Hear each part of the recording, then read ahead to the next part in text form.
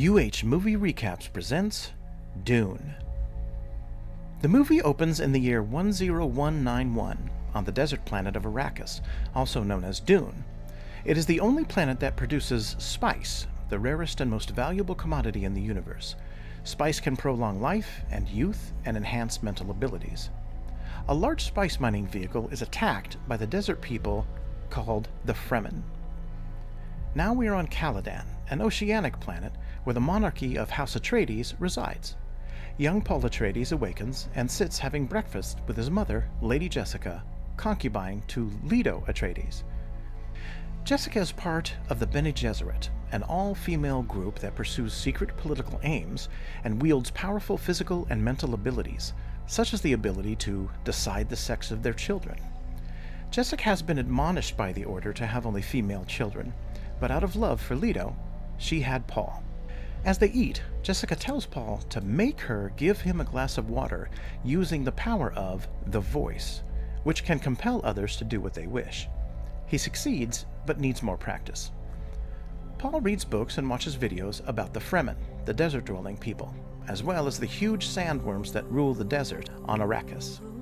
He learns that since the Fremen are around spice so much in their lives, their eyes turn a blue color. He learns that the navigators of the Spacing Guild use spice for interstellar travel, because without it, such travel would not be possible. Out near a landing platform, Paul and others are dressed up and gathered to greet the ambassador of the Emperor in a ceremony that announces House Atreides' rule over Arrakis. During the ceremony, Jessica becomes very nervous. Later, Paul meets with Duncan, a top warrior, and asks him to take him with him early to Arrakis, but Duncan says no.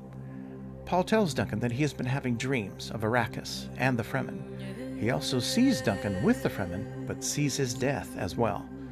Duncan dismisses it and leaves. Paul meets with his father and asks to travel early with Duncan, but Leto refuses. He wants Paul with him and safe from political danger. He tells Paul that he's sending a team in early to gain an alliance with the Fremen against the Emperor.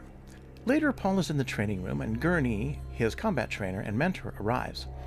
Gurney wants Paul to train, but Paul says that he is tired.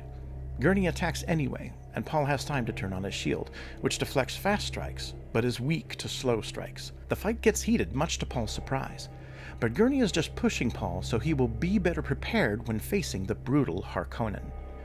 On Giedi Prime, the homeworld of the Harkonnen, a bald warrior, Reban, nephew to the Lord Baron, walks up to the corpulent figure of the Baron sitting in a steam chamber.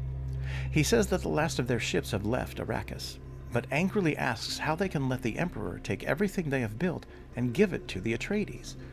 The Baron simply says that it is all part of the Emperor's plan to destroy House Atreides. Back on Caladan, another ship arrives with the Bene Gesserit and the Reverend Mother, the leader of the Order. Nervously, Jessica wakes Paul and tells him to get dressed. She tells him that he is going to meet with the Reverend Mother because she wants to know about his dreams. Jessica seems very frightened of the situation.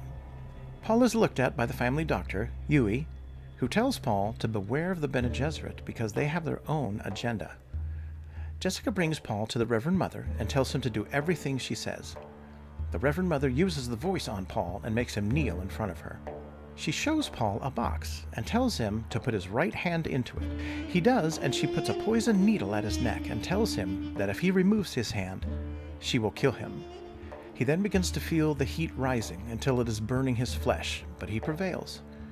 She asks about his dreams, and he says he just had one of a beautiful girl on Arrakis. She asks him if his dreams often come true, and he says, sometimes. And she leaves. The Reverend Mother tells Jessica that she had to push him because Jessica is teaching Paul the ways of the Bene Gesserit, which is against the rules of female children only. Jessica believes he may be the Kwisatz Haderach, or Messiah, powerful enough to breach space and time, past and future, who is spoken of in prophecy. The Reverend Mother says they have other candidates, and Paul will have to prove himself. They have laid a path on Arrakis that will help them. Soon they arrive on Arrakis and its blazing heat and merciless landscapes. They get into an ornithopter and take off through the shield and into the palace. Inside, Jessica looks over some candidates for housekeeper and dismisses all but one named Shadout Mapes. Jessica senses that the woman has brought a knife with her, but keeps the guards at bay. Shadout says that the knife is a gift for Jessica, and it is called a Chris knife. Shadout believes Jessica to be the one who has birthed the Messiah, and gives it to her. Paul is still learning about the planet and its plants and animals. As he does, a small hole is burned into his wall, and a small insect-like poison device called a hunter seeker slowly enters the room. Suddenly, Shadout enters his room, and the device flies directly at her. Paul manages to grab it and smash it into the wall. They search the castle and find the assassin inside one of the walls, dead. The Lord Baron gets a message from the Emperor that he will strengthen the Baron's hand with the Emperor's most feared army called the Sardaukar. The Reverend Mother says that they do not care for Leto, but Jessica and Paul must be protected at all times. The Baron says he will not harm them, but secretly he means to take them to the desert and let the environment kill them. Leto has a meeting and finds out that they have a long way to go to fill their spice quota, and that Harkonnens have been sabotaging the mining equipment as well as worm attacks. Leto decides he wants to see the mining operation himself and to meet Dr. Liet Kynes, who will help them adapt to the planet and its ways. An ornithopter arrives, and it is Duncan.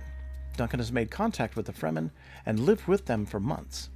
Stilgar, the leader of the Fremen, has come to meet Leto. Stilgar is a powerful and intimidating figure to behold. Leto says he wants them to live harmoniously, and Stilgar says he doesn't want anyone looking for their homes or coming into the desert. Before he leaves, he tells Paul that he knows him. Dr. Kynes shows Leto and Paul how to put on and use a still suit that the Fremen make. The suit will help them survive in the desert. Kynes is shocked that Paul put on his suit perfectly. They all fly out into the desert to see a spice field. Dr. Kynes explains that the rhythmic noises of the spice mining machines can sometimes cause worms to attack. Leto sees a worm approaching from a distance, and they call it in. A carrier comes in to pick up the crawler, but it fails to completely attach. Leto tells them to land immediately and pick up the workers.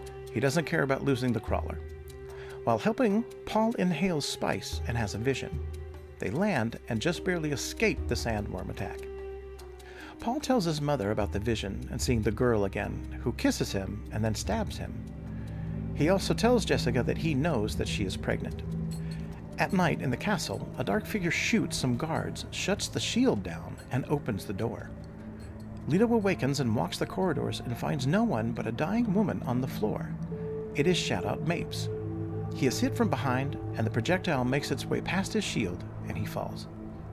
The figure approaches Duke Leto, and it is Dr. Yue. Gurney runs outside and sees a flood of Harkonnen and Sardaukar ships descending. The bombardment is devastating, as is the enemy's horde inside the palace. Yue explains to Leto that he made a bargain with the Baron because they have his wife in captivity. Yue gives the Duke a poisoned tooth. He tells him to wait until the Baron is close, and then bite the tooth and breathe out, and it will fill the air with poison. Duncan runs in to help Jessica and Paul, but they have already been taken. He fights through some enemies outside and grabs an ornithopter. Jessica and Paul use the voice to make the enemies kill each other, but one of them manages to sabotage the ornithopter, which lands and will not take off again.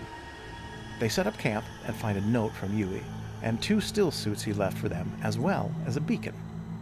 Leto was brought in before the Baron and is paralyzed. Dr. Yui asks to be with his wife again, and the Baron kills him. Leto mumbles something and the Baron moves closer.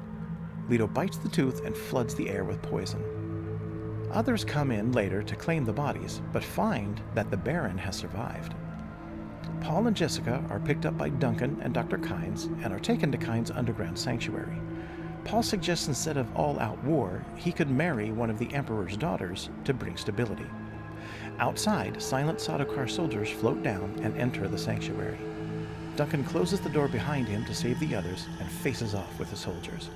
He kills many, but falls in battle. Dr. Kynes takes Paul and Jessica to an ornithopter, tells them where to look for Fremen, and they fly off.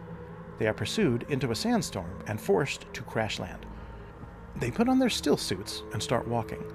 After a while, they attract the attention of a sandworm and come face to face with it. Someone else sets off a thumper and the worm goes towards them instead. They meet with the Fremen and a fight ensues, but Paul and Jessica prevail.